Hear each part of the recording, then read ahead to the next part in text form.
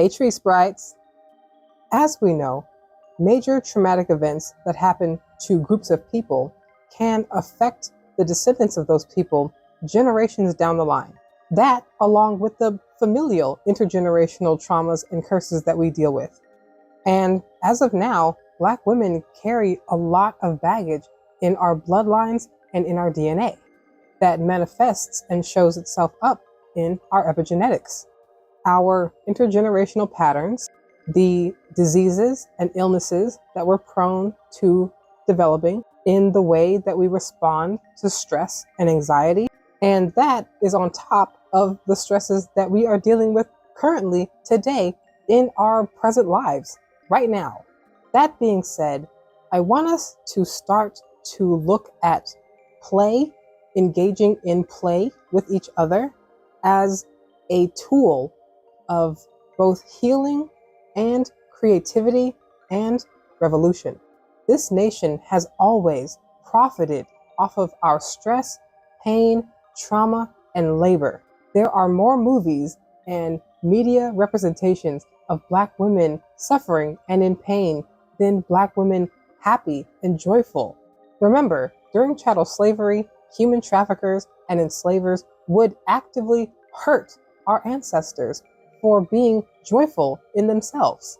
Our joy and love and happiness and carefreeness is a source of controversy in this nation, and therefore is a basis of revolution.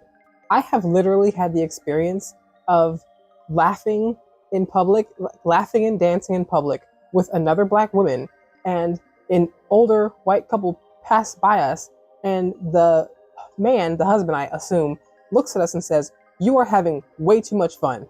There is something powerful in our happiness that we do not see. Something magnetic, something ground shaking, something socially altering. Personally, I think it's the way that we are able to activate our spirits and therefore activate our inner drive, our power, and also the way that we overcome fear and adversity. There is something very deep in the way that we say that we're so unserious, because everything in society puts this heavy pressure on us to be serious, to be in a low energetic state, to be asleep and dormant in our spirits. Basically, a white narcissistic colonial society can only maintain itself if the populations of Black people are constantly sad, depressed, and under lots of stress. And again, what that is draining us. This society drains Black people of our energy and uses it to power its system, itself, keep itself alive. And so when we are able to vibrate at higher frequencies and express high frequency emotions, when we express love, happiness, joy, playfulness, fun, it inhibits the system's ability to draw from us, to drain us, and thusly begins to starve it, which triggers the aggressive behavior toward our happiness. It's the exact same dynamic as when you are in a narcissistic, abusive relationship with another individual. They have to keep you drained in order to keep themselves up and fed. It's purely a vampiric and parasitic relationship. And the second that we can eradicate the indoctrination of anti-Blackness and white narcissism from our psyche, the faster we can get this process going.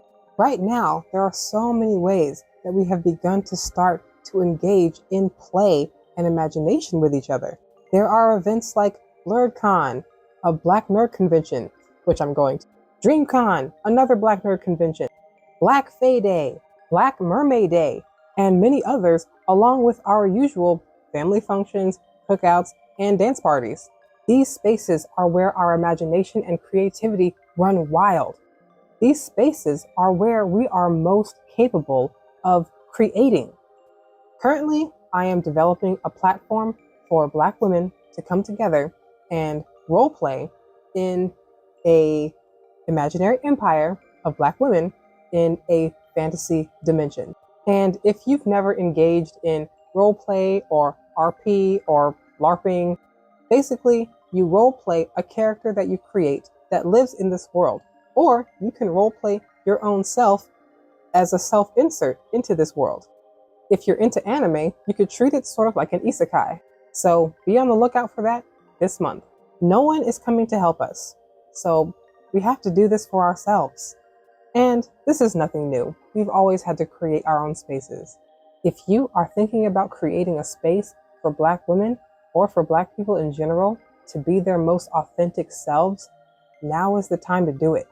Subscribe to Black Barn Owl, link in the bio, and I'll see you in Always.